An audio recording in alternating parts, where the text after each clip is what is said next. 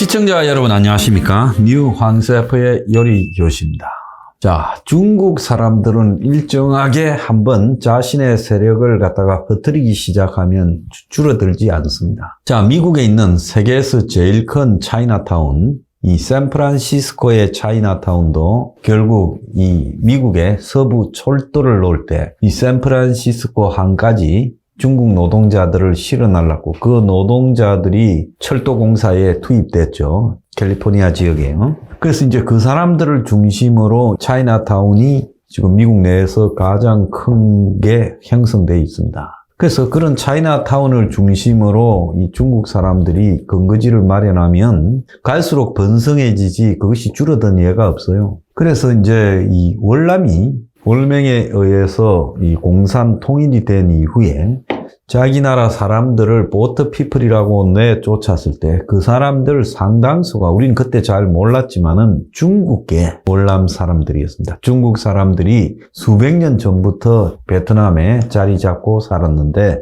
경제권을 장악했죠. 영웅본색 3도 결국 월남이 망할 때 월남에서 나가야 되는 중국 사람들의 처지를 다룬 영화죠. 그래서 중국 사람들은 전 세계 곳곳에 자기들의 근거지를 만들어서 동남아는 그 대부분의 나라에 중국 사람들의 세력이 퍼져 있고 한국에도 과거 청일전쟁 이후에 산동반도에서 많은 중국 사람들이 와서 인천의 계양기에 거기에 차이나타운을 형성하고 그 따라서 이제 서울 서부 권역에 와서 여기 연남동 합정 근처에 많은 중국 식당들이 있었고 화교 학교까지 있었죠. 지금도 제 사무실 근처에 보면 정통 화교 식당들이 많이 있습니다. 그래서 중국 사람들의 생존력 놀라운데요. 최근에 중국이 굉장히 공격적인 대외 정책을 지향하면서 중국의 교육부가 세계 각국의 그 유명한 대학들과 연계해서 중국어와 중국 문화를 세계에 퍼뜨리기 위한 공자 학원을 만들었죠. 호주가 몇 년 전부터 이제 중국과 굉장히 이 싸움이 시작됐죠. 호주 내부에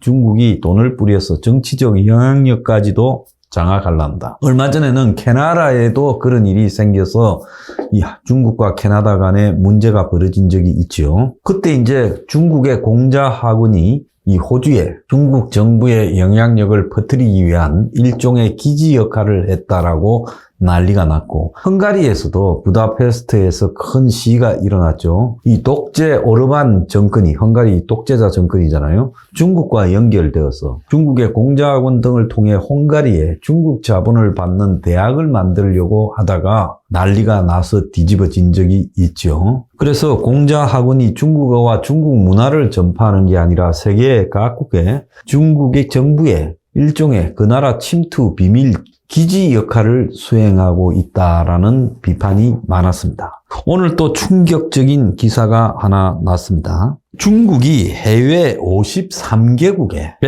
102곳의 불법 경찰서를 운영하고 있는데 이 53개국 중에 한국도 있고 일본도 있다라는 폭로가 나왔습니다. 그래서 중국 정부가 비밀리에 해외 경찰들을 그 나라 정부의 승인을 받지 않고 승인해 줄 리가 없죠. 경찰을 운영하고 있는데 그러니까 한국 같으면 한국 내에 중국의 비밀 경찰들이 와서 한국 내에서 활동을 하고 있다는 겁니다.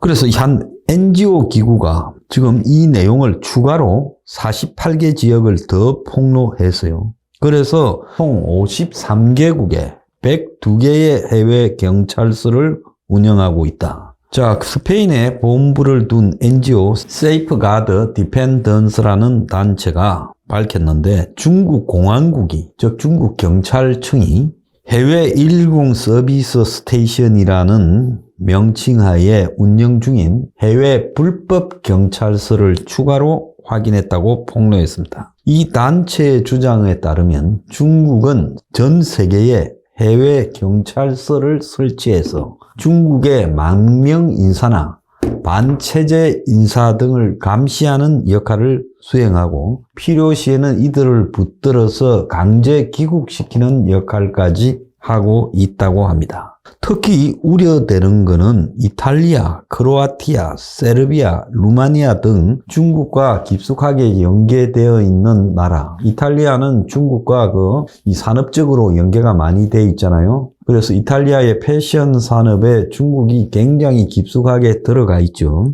그 다음에 이 크로아티아, 세르비아, 루마니아 등은 구동구권 나라들인데 여기서 중국과의 관계를 제대로 단절하지 못하는 일들이 많은 나라들입니다. 이런 나라들이 이 중국의 비밀 경찰서를 통해서 중국 공안부와 공조 활동까지도 하고 있다는 거예요. 그래서 세이프가드 디펜스의 이 캠페인 담당 이사는 중국 정부는 세계 곳곳에서 반대파를 탄압하고 사람들을 위협하고 있는데 이들은 중국에 있는 친척들을 갖다가 인질처럼 위협해서 표적 인물들을 구슬리기 위한 수단으로 사용하고 있다. 그러니까 중국에 반대하는 반체제 활동을 하는 사람, 그리고 망명한 사람들이 이제 중국을 비판하는 활동을 하면 중국에 있는 그 사람들의 친척들이 탄압을 받는다. 이런 것들을 통해 가지고 그 해당 인사의 활동을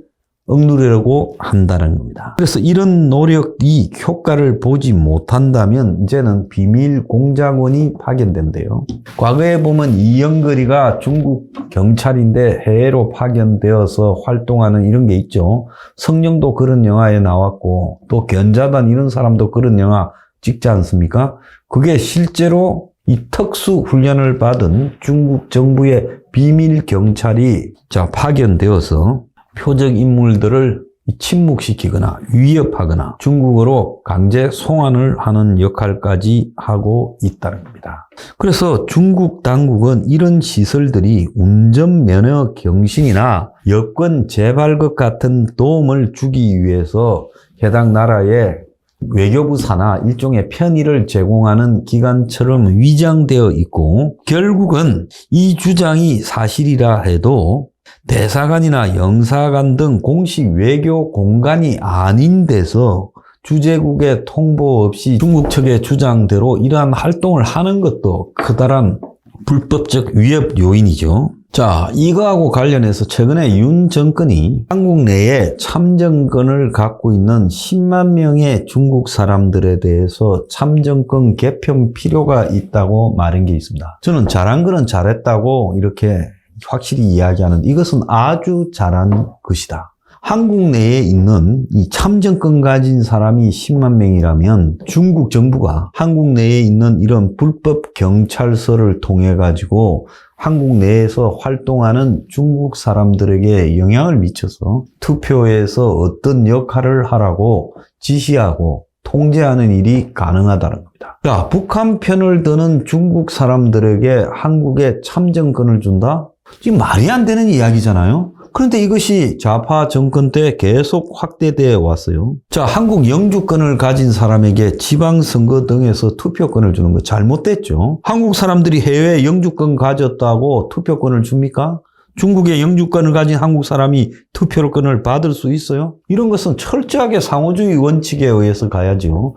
미국의 시민권이 아닌 영주권을 가진 교민이 미국의 투표에 참가할 수 있습니까? 못 하잖아요. 그러니까 한국도 철저하게 이 상호주의 정신에 따라서 한국 내에서 지금 투표권을 가지고 있는 이 지방선거 등에 참정권을 행사하는 중국 사람을 막는 게 맞지요. 그래서 의무 거주 요건이 없기 때문에 영주권을 확보하고 나면 일단 중국으로 돌아가서 중국에 살아도 한국에서 투표를 할 때 참여할 수 있어요. 자, 지금 한국에 무슨 옛날에 강원랜드에서 하는 평창올림픽 때 그 집을 사도 영주권을 주니 이런 이야기를 했잖아요. 제주도에도 얼마 투자해도 영주권을 주니 이랬지 않습니까? 그래서 지금 한국에 영주권을 가지고 있는 중국 사람들이요.